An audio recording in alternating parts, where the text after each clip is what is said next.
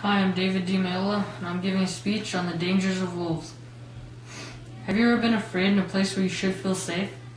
Just over a year ago, while up hunting, my camp was surrounded by wolves.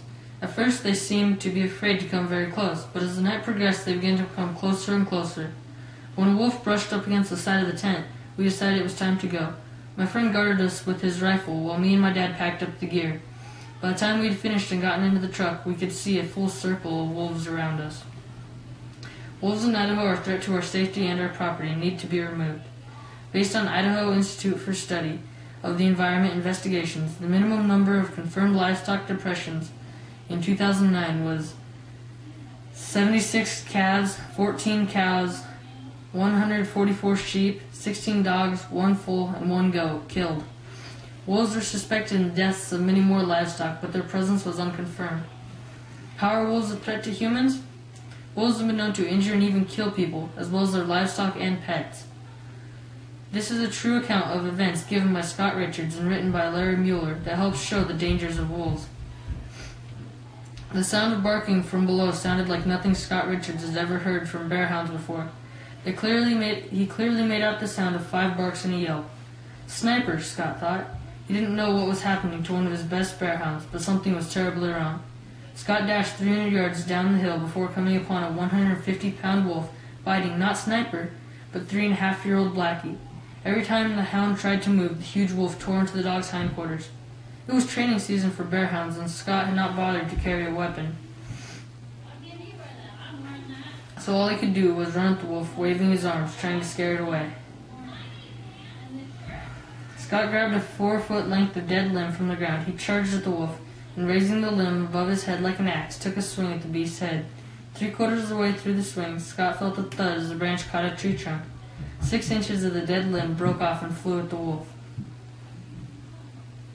The dark animal's amber eyes blazing with rage and face drenched with blood lunged at Scott, who grabbed a tree and yanked himself up behind it on a steep hillside, zigzagging from one tree to another in an effort to lose the pursuing wolf. Scott ran for his truck, hoping to retrieve his .44 Magnum before both he and Blackie were dead. The wolf had turned its attention back to the broken-down hound. Scott heard fighting barks from Blackie, followed by a single high-pitched screaming yelp, and then silence. Here's a picture of the dogs that were killed in that attack by wolves. This is a quote taken from Dave Samuel's article, Will Wolves Ever Become Unendangered?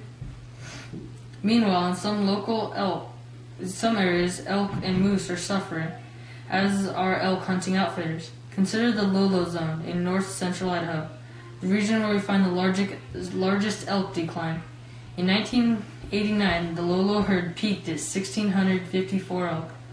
The adult cow elk survival was 89%. Wolves took hold from 2003 to 2005, and from 2005 to 2008, annual cow elk survival dropped to 75%. Wolves are a threat to us now, but as their population increases, they'll become more and more of a threat. Wolf population in Idaho is steadily increasing every year, as are the number of wolf encounters. This chart shows the wolf population incline from 1980 to 2009. Here's this chart, and on this side is the year.